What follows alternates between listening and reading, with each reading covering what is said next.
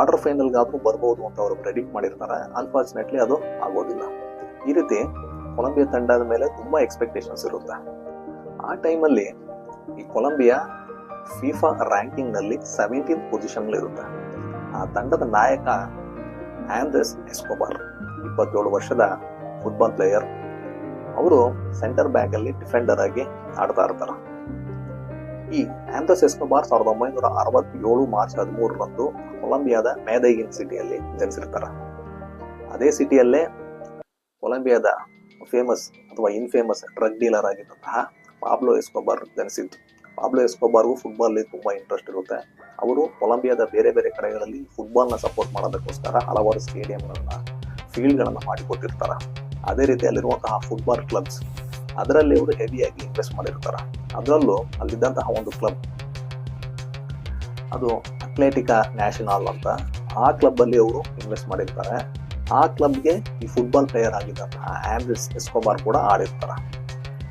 ಆ ಟೈಮಲ್ಲಿ ಈ ಕೊಲಂಬಿಯಾದಲ್ಲಿದ್ದಂತಹ ಡ್ರಗ್ ಕಾರ್ಟೆಲ್ ಮಾಫಿಯಾ ಇವರಿಗೂ ಆ ಫುಟ್ಬಾಲ್ಗೂ ಲಿಂಕ್ ಇತ್ತು.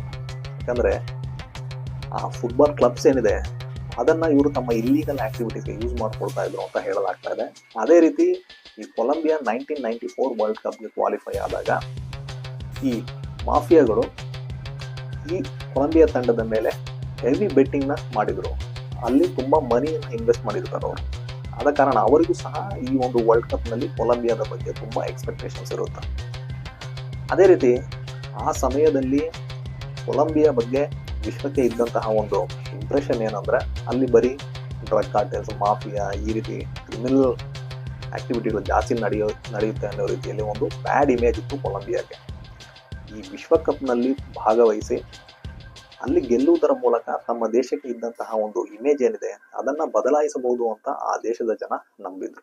ಈ ರೀತಿ ಈ ಕೊಲಂಬಿಯಾ ತಂಡದ ಮೇಲೆ ತುಂಬಾ ಎಕ್ಸ್ಪೆಕ್ಟೇಷನ್ ಇದ್ದಂತಹ ಸಮಯ ಅದು. ಆ 1994 ವರ್ಲ್ಡ್ ಕಪ್ ಅಲ್ಲಿ ಕೊಲಂಬಿಯಾ ಗ್ರೂಪ್ ಎ ಅಲ್ಲಿ ಇರ್ತಾರೆ ಅವರು. ಆ ಗ್ರೂಪ್ ಎ ಅಲ್ಲಿ ಕೊಲಂಬಿಯಾ, ಅಮೆರಿಕ, ರುಮೇನಿಯಾ ಹಾಗೂ ಸ್ವಿಟ್ಜರ್ಲೆಂಡ್ ತಂಡಗಳು ಇರುತ್ತೆ. ಆ ವರ್ಲ್ಡ್ ಕಪ್ ಅಲ್ಲಿ ಕೊಲಂಬಿಯಾದ ಫಸ್ಟ್ ಮ್ಯಾಚ್ ಜೂನ್ 18, 1994 ರುಮೇನಿಯಾ ವಿರುದ್ಧ. ಆ ಒಂದು ಪಂದ್ಯದಲ್ಲಿ ರುಮೇನಿಯಾ 3 ಗೋಲ್ ಮಾಡ್ತಾರೆ. ಕೊಲಂಬಿಯಾ 1 ಗೋಲ್ನ ಮಾಡಿ ಆ ಮ್ಯಾಚ್ ಅಲ್ಲಿ ಸೋಲ್ತಾರೆ.